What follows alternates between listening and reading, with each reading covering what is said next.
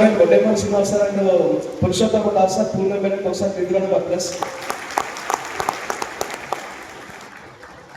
ఇట్లాగే మీటింగ్ 2019లో హైదరాబాద్ లో హరియానా కళాభవన్లో జరిగిన తర్వాత ఆ టైంలో ఎంత 200 150 200 మధ్యలో ఉంటున్న టికెట్.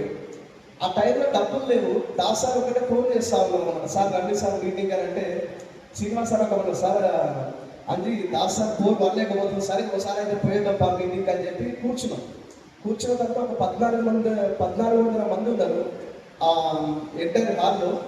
ఉన్న తర్వాత వచ్చిన వ్యక్తి స్పీకర్ హిందీ స్పీకర్ అనమాట. ఈ రోజు వచ్చినట్టే ఆయన కూడా హిందీ స్పీకర్. వచ్చిన తర్వాత ఆయన మొత్తం హిందీలో మాట్లాడుతున్నాడు. మొత్తం పూర్తి నెగిటివ్ మైండ్ సెట్తో పోయాడు. ఇక్కడ ఉన్న వాళ్ళు మ్యాక్సిమం మీకు ఎంతమంది అప్పులు ఉన్నారు, ఎంతమంది అప్పులు మీ అందరికి భయం అవుతుందా లేదా? అప్పు ఉందని భయం అవుతుందా లేదా? మీరు భయపడకండి, మీకు ఇచ్చిన వాళ్ళు భయపడాలి, తిరిగి ఇస్తాలేదు. సార్ నాకు అట్లాంటి సిచ్యువేషన్ ఉండే. మేము కూర్చున్నాం ఒకరి పక్కన, నేను శ్రీనివాస్ గారు వడ్డేపల్లి సార్ పక్కన కూర్చున్న తర్వాత ఆయన వచ్చి హిందీలో మొత్తం మాట్లాడుతూ ఉన్నాడు. నేనంటే కనీసం ఒకటో తరగతి హిందీలో చేసి ఉంటే, కానీ శ్రీనివాస్ సార్ కాగితం రాదు, జీరో అనమాట, ఏం అర్థం కాదు. ఆ స్పీకర్ మాట్లాడుతుంటే ఈ చెయ్యి ఇట్లా పెట్టుకొని ఘోరంగా అయినా ఏం చెప్తావు, వేరే కంపెనీలు పోయి 30 లక్షలు అప్పు చేసి మొత్తం నెగిటివ్ ఉన్నారు, నువ్వు చెప్పేది మాకు ఏం అర్థం కాదు, 30 లక్షల కట్టిన కాదు సార్ నాతో షోలు అంటున్నాను.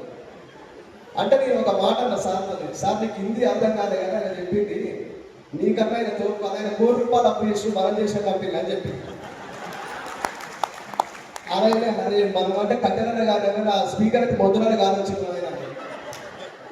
అట్లాంటి వాళ్ళు ఇక్కడ ఎవరైనా ఉంటే దయచేసి నెగిటివ్ మైండ్ సెట్ నుంచి వదిలేసేది. నెగిటివ్ అంటే ఇవన్నీ వర్కౌట్ అవుతాయి కదా, నిజంగా డబ్బులు వస్తాయి అంటే ఇక్కడ ఉన్న వాళ్ళందరూ హనుమంతుడితో సమానం. వాళ్ళు గుండెలు తీర్చి హనుమంతుడు గుండెలు తీరితే రాముడు ఎట్లా కనిపిస్తుందో బ్యాంక్ స్టేట్మెంట్ సహా ఓపెన్ చేసి చూపిస్తుంది. ఎందుకంటే ఎస్ఆర్ఓ నిజమా కార్డు చూపిస్తుంది, పెళ్లి కార్డు చూపిస్తుంది, ఇల్లు చూపిస్తుంది. ఇల్లు చూపించిన తర్వాత కూడా నిజంగా డబ్బులు వస్తాయి రామంటే ఇక నేనైతే ఏం చేయలేదు. నేను బిజినెస్కి వచ్చిన తర్వాత వేరే బిజినెస్ చేస్తున్నప్పుడు కొన్నిసార్లు అనిపించేది, ఒక డాక్టర్ చూసినప్పుడు డాక్టర్ అయితే బాగుండు, లాయర్ చూస్తే లాయర్ అయితే బాగుండు, ఇంజనీరింగ్ అంటే ఏ ప్రొఫెషన్ కనిపిస్తే ఆ ప్రొఫెషన్ చేస్తే బాగుండు అనిపించింది. మీకు ఈరోజు ఒక చిన్న స్టోరీ చెప్తా. ఈ భూమి మీద 6 కేటగిరీలు ఉంటాయి. 6 కేటగిరీ. ఒకటి వచ్చేసి ఫస్ట్ వన్ ఏంటంటే స్కూల్లో ఎవరైతే బాగా ఫస్ట్ క్లాస్ వస్తారో వాళ్ళు వచ్చేసి డాక్టర్ లేదా ఇంజనీర్లు అవుతారు. ఇది ఫస్ట్ కేటగిరీ, ఫస్ట్ క్లాస్ వచ్చిన వాళ్ళు. Are you excited? వింటున్నారు కదా? తర్వాత సెకండ్ క్లాస్ ఎవరైతే వస్తారో ఈ డాక్టర్ లాయర్ తర్వాత వచ్చేది IAS IPS officer, IAS IPS second category. మూడోది వచ్చేసి ఏంటంటే థర్డ్ క్లాస్ ఉంటారు కదా, థర్డ్ క్లాస్లో సక్సెస్ అయిన వాళ్ళు ఎవరైతే ఉన్నారో వీళ్ళు వచ్చేసి ఏమంటారు ఆ ఏరియా కాంట్రాక్టర్లు అనమాట. వీళ్ళు ఎంత డబ్బు సంపాదిస్తారంటే డాక్టర్ లాయర్ల కన్నా ఐఏఎస్ ఐపీఎస్ కన్నా వీళ్ళు ఎక్కువ సంపాదిస్తారు. 4వ కేటగిరీ ఉంటారు, వీళ్ళు ఫెయిల్ అయిపోతారు. వీళ్ళకి చదువు ఎక్కదు, వీళ్ళు ఫెయిల్ అయిపోతారు. వీళ్ళు ఏమవుతారంటే పొలిటీషియన్ అవుతారు. ఈ పైన ముగ్గురిని ఆటాడిస్తుంటారు అన్నమాట. 5వ కేటగిరీ ఉంటారు. 5వ కేటగిరీ ఈ సగం మధ్యలో డ్రాప్ చేసి ఈ సగం చదువు ఉంటారు చూసుకోరా. ఈ సగం అయిన వాళ్ళు ఏమైనా చెప్పాలా వీళ్ళు వచ్చేసి అండర్ గ్రౌండ్ డార్లు అవుతారు అనమాట.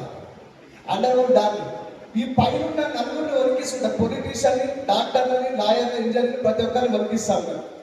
ఇంకొకరు ఉంటారు, వీళ్ళు కనీసం స్కూల్ మొహం కూడా చూడరు. ఎప్పుడు ఆ స్కూల్ అంటే ఏదో తెలియదు, పొట్టకు అక్షరం ముక్క రాదు. కానీ వీళ్ళు ఏమైనా చెప్పనా ఎప్పుడు స్కూల్ మొక్క చూడరు, బాబాలు అవుతున్నారు. ఓ తస్సద్ అంటారు. ఈ పైన ఉన్న 5 మందిని మొత్తం వరికిస్తూ ఉంటారు. వీళ్ళు వచ్చి కాలు మొత్తం ఉంటారు. సార్ నిజమే కాదు? ఇప్పుడు నేను చెప్పిన 6 కేటగిరీలో నువ్వు డాక్టర్ కావచ్చు, సైంటిస్ట్ కావచ్చు, లాయర్ కావచ్చు, ఇంకేమున్నాయి అండర్ గ్రౌండ్ డాన్ కావచ్చు, ఏదైనా కావచ్చు, బాబాలు కావచ్చు. ఎంతవరకు పరిమితం? మహా అయితే మీ ఊరు, మీ జిల్లా, మీ రాష్ట్రం, మీ దేశం. సార్ అంతకుమించి పరిమితం, అంతకుమించి లేదు కదా. సార్ ఒకవేళ ప్రపంచాన్ని వెళ్ళాలంటే ఇప్పటి వరకు భారతదేశం వరకు అంటే ఒక దేశం వరకు వెళ్తున్నారు. ప్రపంచాన్ని వెళ్ళాలంటే ఓన్లీ వెస్ట్ మాత్రమే సాధ్యం.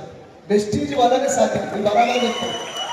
నువ్వు ఇక్కడ నుండి 10 దేశాల బిజినెస్ రన్ చేయొచ్చు వితౌట్ ₹1 ఇన్వెస్ట్మెంట్. బాగుందా బాగా? సార్ ఇది వండర్ఫుల్ బిజినెస్. మీ అందరికి చెప్పేది ఏంటంటే నమ్మండి, ఇంత మంచి సెషన్ చూసిన తర్వాత వర్కౌట్ అవుతుంది కానీ కాదు, వర్క్ చేసే వాళ్ళకి వర్కౌట్ అవుతుంది, వర్క్ చేయడానికి ఇది వర్కౌట్ కాదు. ఇంకొక విషయం ఏంటంటే కొంతమంది బిజినెస్కి వచ్చిన తర్వాత బిజినెస్ తెలిసి తెలియక సిస్టమ్ ఫాలో అవ్వ కొంతమంది ఫెయిల్ అయిపోతూ ఉంటారు. వీళ్ళ మైండ్ సెట్ ఎట్లుంటుందంటే సక్సెస్ అయినా అనుకోండి, ఇగో నేనే చేసిన, నేను చేస్తే సక్సెస్ అయినా, నేను చేస్తే స్టార్ అయినా, నేను చేస్తే క్రౌన్ అయినా, నేను చేస్తే డీసీ అయినా. ఫెయిల్ అయిపోయినా మీకు అప్లై చెప్పినట్టు అందుకే ఫెయిల్ అయిపోయినా నిజం. అట్లాంటి వాళ్ళు కూడా ఉంటారు. సో ఒక ఊర్లో ఒక వ్యక్తి స్వామీజీ ఉన్నాడు అనమాట. చాగంటి కోటేశ్వరరావు గారు తెలుసు కదా మీకు? తెలుసా తెలియదు? గరికపాటి నరసింహ వీళ్ళంతా ప్రవచనం చెప్తుంటారు లేదా? ఈయన బాధ్యత ఏంటంటే ఆ ఊర్లో ఉన్న జనాలందరికీ ప్రవచనాలు చెప్పుకుంటూ మంచి మంచి విషయాలు చెప్పుకుంటూ ఆ ఊరిని బాగుపడతామని ఒక ఉద్దేశం ఆయనకు ఆ స్వామీజీకి. కానీ ఆ ఊరిలో పడని ఒక వ్యక్తి ఉంటాడు. ఇప్పుడు దేవుడైనా అందరికి నచ్చాడు కదండి, వేసారు నిజమే కదా? ఆ ఊరు మొత్తం అందరికీ నచ్చుతాడు కానీ ఒక వ్యక్తికి నచ్చదు. ఆ వ్యక్తి ఏం చేస్తాడంటే ఈ స్వామీజీ నిజమైన స్వామీజీ కాదు, దొంగ స్వామీజీ అని ప్రూవ్ చేద్దామని చాలా సార్లు ప్రయత్నం చేస్తాడు కానీ ఓడిపోతాడు. లాస్ట్ ఒక చివరి ఆలోచన వస్తుంది. ఏం చేస్తాడంటే మనోడు ఊరి జనాలందరూ పిలిపించి చూడు, ఈ స్వామీజీ దగ్గర మాయం ఏం లేవు, మహిమలు లేవు, ఏమీ లేవు, ఈ దొంగ స్వామీజీని ఈ రోజు నేను నిరూపిస్తా చూడని చెప్తాను. అలాగే జనాలందరూ పిలుచుకొని పోతాడు. ఈయన గుప్పిట్లో ఒక పక్షి, బతుకున్న పక్షిని చేతిలో పట్టుకుంటాడు, బతుకున్న చిన్న పక్షిని గుప్పిట్లో పట్టుకుంటాడు. పట్టుకొని పోయి స్వామీజీ దగ్గర ఉంటాడు. స్వామీజీ ఒక చిన్న సందేహాన్ని తీర్చగలుగుతారు అంటారు. అంటే దాంట్లో ఉంది ఆయన అడుగు అంటారు. ఏం లేదు స్వామి, నా గుప్పిట్లో ఒక పక్షి ఉంది, ఇది చచ్చిపోయినా బతుకున్నా సెలవు ఇవ్వగలరు స్వామి అంటారు. అంటే ఇప్పుడు మీరు చెప్పండి, ఏం చేసినా కూడా ఆపోజిట్ ఉంటారు. ఒకవేళ బతుకుందని చెప్పింది అనుకోండి, ఏం చేస్తాడు? పీక విసిగి చంపేస్తాడు. ఒకవేళ చచ్చిపోయిందంటే వదిలేస్తాడు. అంటే ఏం చెప్పినా ఆపోజిట్ లో నడుస్తారు. చేస్తారు. ఇప్పుడు ఈ జనాలందరూ చుట్టూ చూస్తా ఉన్నారు స్వామీజీ ఏం చెప్తారని. మీరైతే ఏం చెప్తారు? ఏం చెప్పినా ఆపోజిట్ లో జరుగుతుంది. ఏం చెప్తారు మీరైతే? ఆయన బాగా ఆలోచించి ఒక చిరునామాలో ఒక మాట నాయన, నీ ప్రశ్నకి సమాధానం చెప్పడం చాలా కష్టం, ఒక విషయం మాత్రం ఖచ్చితంగా చెప్పగలుగుతా, దాని సామాన్య బతకాన్ని నీ చేతిలో ఉందని చెప్పి. ఇక్కడ ఈ స్టోరీ ఎందుకు చెప్తున్నా సక్సెస్ అయిన పేరైనా మీ చేతిలో సార్. మీరు ఇంకొకరి మీద తోయకండి, అబ్బాయి మీద తోయదు, ఫెయిల్ అయిపోతుంది. ఈ బిజినెస్ లో 2 to 5 years నిలబడండి. నెక్స్ట్ స్పీకర్ ఏదైతే ఉందో చాలా మంచి ఇన్ఫర్మేషన్తో ఉన్నారు, చాలా మంది నాకు అడుగుతుండొచ్చు. కానీ ఏ ఆకలి కావాలి? దీనికి భాష అవసరమా? అవసరం లేదు కదా. ఇప్పుడు చెప్పే సెషన్ ఏంటో చాలా వండర్ఫుల్ సెషన్. ఒక నోట్బుక్ పెన్ దగ్గర పెట్టుకోండి, రాసుకోండి, లీడర్ ఉండాల్సిన క్వాలిటీ. రాబోయే సెషన్ మొత్తం చాలా అద్భుతంగా ఉంటుంది. I wish you all the best. Thank you and wish you.